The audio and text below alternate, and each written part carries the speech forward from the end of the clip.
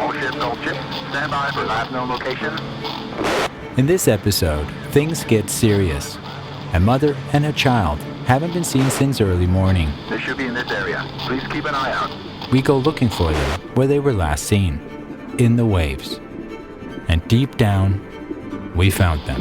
We have identification. They are in the water. I repeat, they are in the water. All ships, we have identification.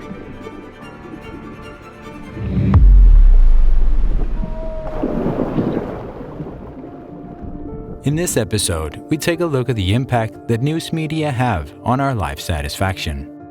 News stories can be told in many different ways, but if you really want to catch people's attention, it can be a good idea to make it a bit dramatic. By nature, we are much more likely to focus on something that's dangerous and dysfunctional than something that's peaceful and well-functioning. Please join us as we speak with Professor Hans Henrik Knoop and explore some of the internal barriers of our brain that makes it hard for us to see the truth around us, nurtures disagreements, and can even tear whole countries apart. We're two Danes sailing around the world to meet people, visit places, and explore the science behind what a good life is. All this at 10 kilometers an hour. Please join us as we explore life.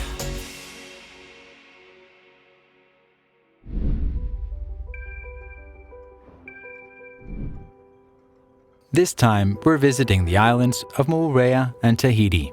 Hello from Tahiti. Hello from Tahiti. Hello from Tahiti. Hello from Tahiti. Yaurana. Thanks to the internet and the news media, it's quite easy for us to keep track of what's going on back home and everywhere else. But just a quick scroll through the daily news.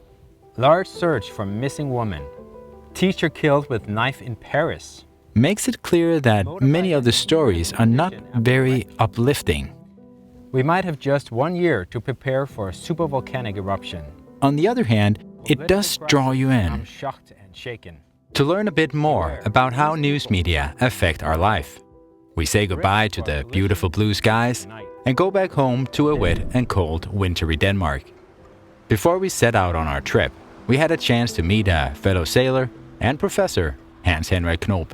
He works at the University of Aarhus, where he teaches and studies ways to stimulate human flourishing in education, work, and society, including journalism. Now, news media is of course entertaining, but is that all it is?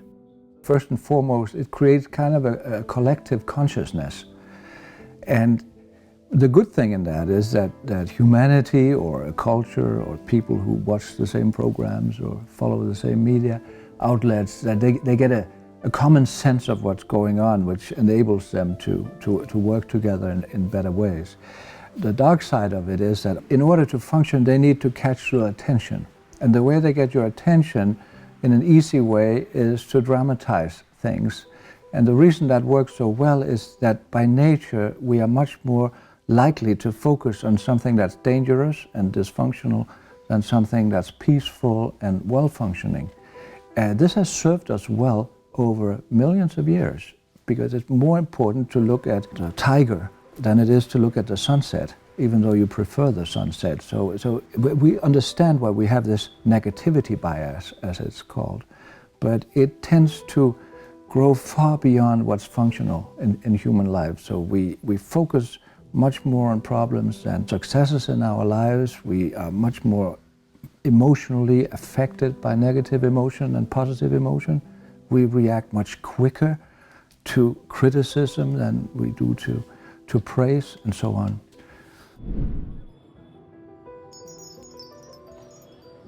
That news is often negative is something that Jean-Marc Castillo, the owner of a local news kiosk in Tahiti, can agree to. When we asked him about what kind of news he preferred, he quickly responded, "Good news. The media is always so negative. That's why I prefer the sports section." According to Hans Henrik, this so-called negativity bias has actually affected our sense of reality to such a degree that we are losing touch with key factors in world development. People think that poverty is on the rise, where indeed it has never been so low as now. For the last 25 years, You could have been reporting every day that 137,000 people were pulled out of extreme poverty yesterday, every day for 25 years.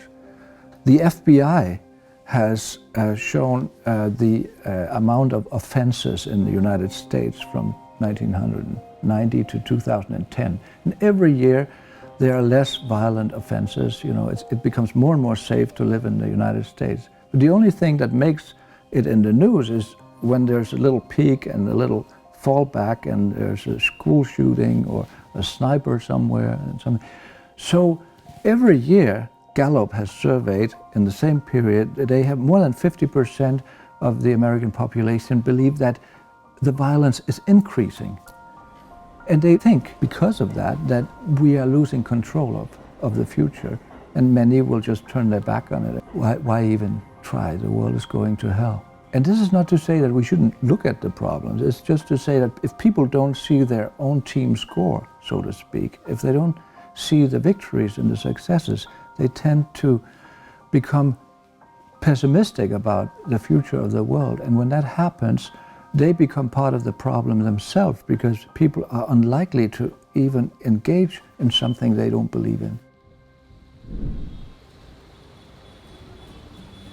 The negativity bias can of course also be found on a much smaller scale. Like when we were planning a trip to French Polynesia, news about a growing dissatisfaction with sailors among the locals began spreading online. It suddenly seemed that sailing in French Polynesia was coming close to an end. The pessimism began growing on social media.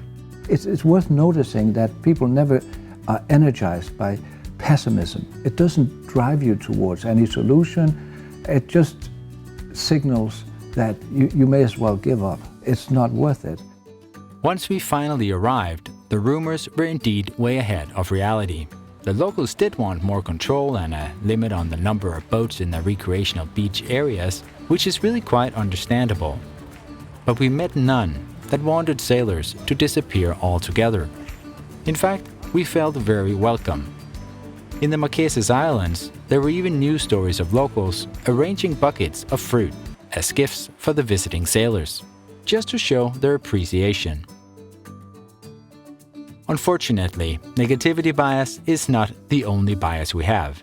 Another quite important one is known as confirmation bias. We tend to attribute much more trustworthiness to a person who says something that we agree with than somebody who we don't agree with, even though there's no justification for it. There's no reasonable reason to do so, but you do it anyway. Why? Well, because it's much easier. It's actually, how does the brain pragmatically get through this mess in the easiest way, in a way that still keeps you alive? Well, just, confirm what you already know, if it's possible. And this has really far-reaching effects. In fact, confirmation bias can be a big driver in tearing whole countries apart. Confirmation bias is the main explanation for polarization. The most important thing to be aware of there, I think, is that any social system is weakened by internal polarization. So if you have a football team and they are polarized within, they are immediately weakened in the competition with their own opponent. The same thing in a state. If you have different political parties and they are polarized and they lose sense of the overall responsibility for society, the society is weakened by it. And since the debate format in news media is very often of a kind where you kind of polarize, there's a severe risk that people actually lose trust in politics. It's really not a healthy culture that's built up there. And media, especially news media, news journalism, plays a big, big role in this. Before we completely lose faith in news and the world, Storm and Hans Henrik had a little jam session just to get the mood going again.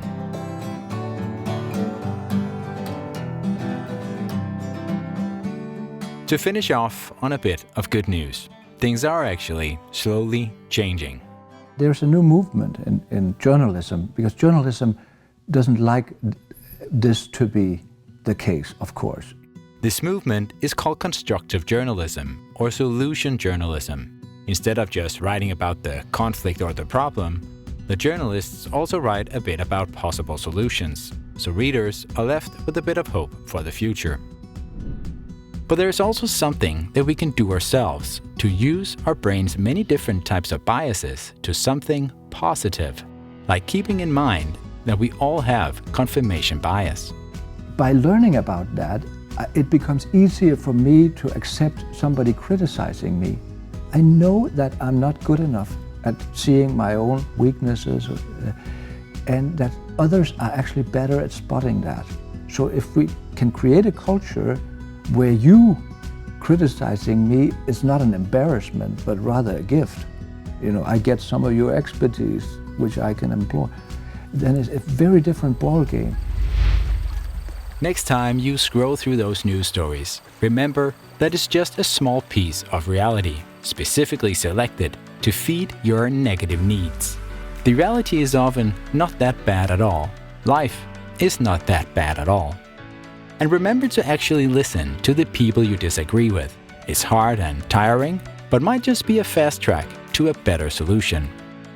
Finally, don't forget that the people around you see things about you that you don't see yourself. It might not all be true, but give it a thought anyway. Now turn this video off and enjoy that the world is in a better shape than you might think. See you soon.